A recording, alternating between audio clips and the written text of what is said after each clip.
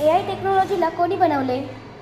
AI तंत्रज्ञान कोणी एकट्याने बनवलेले नाही. हे तंत्रज्ञान अनेक शास्त्रज्ञ, संशोधक आणि अभियंत्यांच्या एकत्रित प्रयत्नांमुळे विकसित झाले आहे. असून अनेक लोकांनी या क्षेत्रात योगदान दिले आहे. मग ते शास्त्रज्ञ व माणसे कोण होती? AI तंत्रज्ञानाच्या विकासात अनेक शास्त्रज्ञ आणि संशोधकांनी योगदान दिले आहे.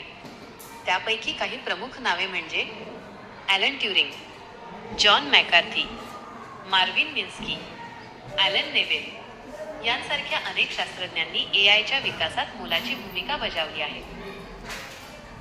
ठीक आहे. मग परीक्षा घेण्याची सुरुवात कोणी केली व शिकवणीची पण सुरुवात कोणी केली? भारतात परीक्षा आणि अध्यापन प्रणालीचा इतिहास खूप जुना आहे. प्राचीन काळी गुरुकुल पद्धतीमध्ये मौखिक परीक्षा घेतल्या जात होत्या. आधुनिक परीक्षा पद्धतीची सुरुवात ब्रिटिशांनी केली. लॉर्ड मेकॉले यांनी 1835 मध्ये शिक्षण पद्धतीत सुधारणा केल्या आणि परीक्षांना महत्त्व दिले. तुम्हाला याबद्दल अधिक माहिती हवी आहे का? हो.